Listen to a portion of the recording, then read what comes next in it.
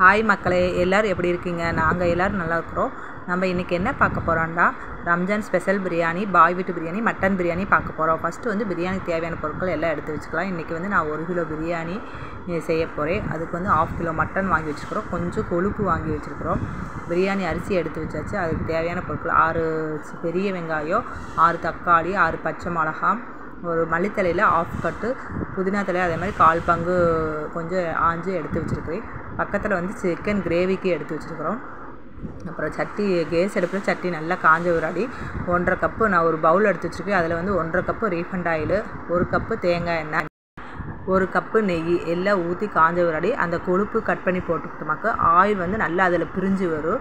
கொழுப்பு எதுக்கு போடுறோம்டா, பிரியாணியில் வந்து நம்ம ஆயில் நிறைய சேர்க்க தேவையில்லை, அதுலேயே இருந்து ஆயில் நல்லா பிரிஞ்சு வரும். அது நல்லா காஞ்ச விராடி நம்ம பட்டம் 2 பிரியாணி இலை, 4 பட்டை, 5 ஏலக்காய் எல்லாம் போட்டு நல்லா வணக்கி விட்டுட்டு பிரியாணிக்கு தேவையான பொருட்கள் கட் பண்ணி வச்சுருந்தோம்னா அது பூரா எல்லாம் போட்டு நல்லா வணங்கின விராடி அந்த பவுலில் வந்து 1/2 பவுல் வந்து நான் இஞ்சி பூண்டு விழுது அரைச்சி வச்சுருந்தேன், அதையும் போட்டு எடுத்துக்கிட்டேன்.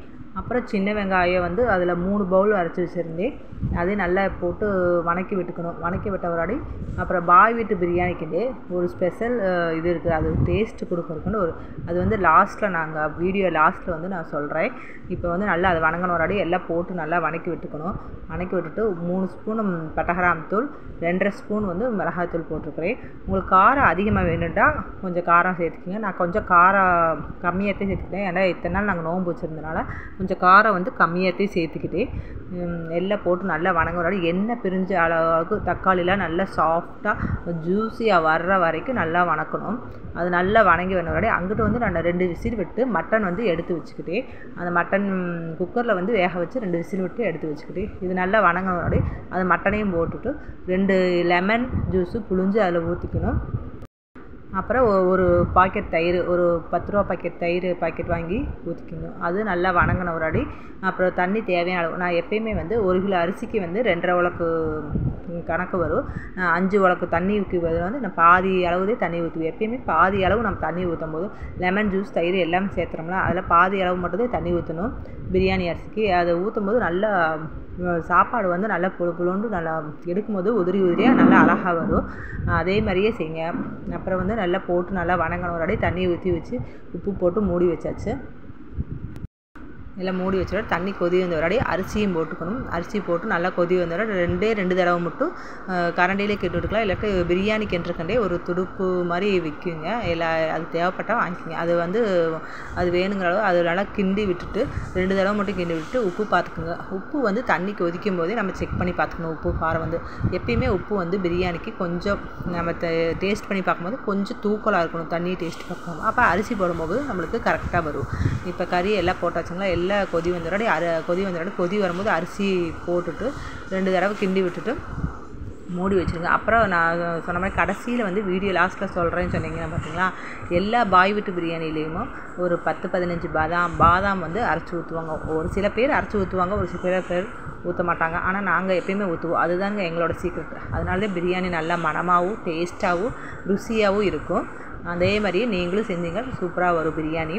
இப்போ கொதி வந்துருச்சு. அரிசி போட்ட விராடி தம் போடும்போது தண்ணி கொதித்து கொஞ்சம் சுண்டி வந்துடும் பாருங்க. தம் போடும்போது அந்த பாதாம் அரைச்சி வச்சதை நம்ம ஊற்றிட்டு தம் போட்டணும். இதே மாதிரி செஞ்சு பாருங்கள். பாதாம் அரைக்கிறது வந்து கொஞ்சம் லைட்டாக தண்ணி ஊற்றி அரைங்க, கொஞ்சம் நல்லா வலுவலுப்பாக அரைக்கணும். அது நல்லா அரைச்சி ஊற்றும் போது நல்லா பிசின் மாதிரி இருக்கணும். அப்போத்தே கொஞ்சம் பிரியாணி பாருங்கள் நல்லா அழகாக பொலன்னு வந்துருக்குது பாருங்கள். நம்ம கிளறி விடும்போதே அழகாக வந்துருக்குது பாருங்கள். பீஸ்லாம் நல்லா ஸ்மூத்தாக வந்துருக்குது. நல்லா இது பண்ணிக்கணும். ஆனால் ரொம்ப தண்ணி ஊற்றிடாதீங்க பாதாம் அரைச்சி ஊற்றும்போது. பிரியாணி பாருங்கள் சாப்பிடும்போதே பார்த்தாவே சாப்பிடும் போல் இருக்குது. அவ்வளோ அழகாக வந்துருக்குதுங்க பிரியாணி. தம் போடுற டைம் வந்துடுச்சு. தோசை சட்டி நம்ம அடியில் வச்சுட்டு மேலே அந்த பிரியாணி வட்டையை வச்சுட்டு மேலே வந்து ஒரு கல், நம்ம வெள்ளைப்பொடிலாம் தட்டுவோம்னா அந்த கல் வச்சுக்கணுங்க. மேலே அந்த கல் வச்சுட்டா நம்ம ஆவி போகாமல் நம்ம நல்லா பார்த்துக்கணும். அப்போத்தே நல்லா வந்து பிரியாணி வந்து நல்லா புழுங்கும். அங்கிட்டு வந்து சிக்கன் கிரேவி ரெடி ஆயிடுச்சு. அப்புறம் வந்து இதுக்கு நான் சைடிஷ்ஷாக வந்து பாயாசம் அப்புறம் தயிர் பச்சடி செஞ்சு பாருங்கள். பிரியாணி அவ்வளோ அழகாக சூப்பராக உதிரி உதிரியாக வந்திருக்குது. பார்க்கும்போதே நல்லா எடுத்து சாப்பிடணும் போல் இருக்குது. தயிர் பச்சடியில் வந்து நாங்கள் ஆனியன் அப்புறம் வெள்ளரிக்காய் மாதுளம்பழம் மல்லித்தலை எல்லாம் போட்டு இது பண்ணிக்குவேன். இந்த பாயாச டிஷ்ஷு தேவைப்பட்டுச்சுன்னா டிஸ்கிரிப்ஷனில் சொல்கிறேங்க. இதே மாதிரி நீங்களும் செஞ்சு பாருங்கள். எப்படி இருந்துச்சு சொல்லுங்கள், கமெண்ட் பண்ணுங்கள்.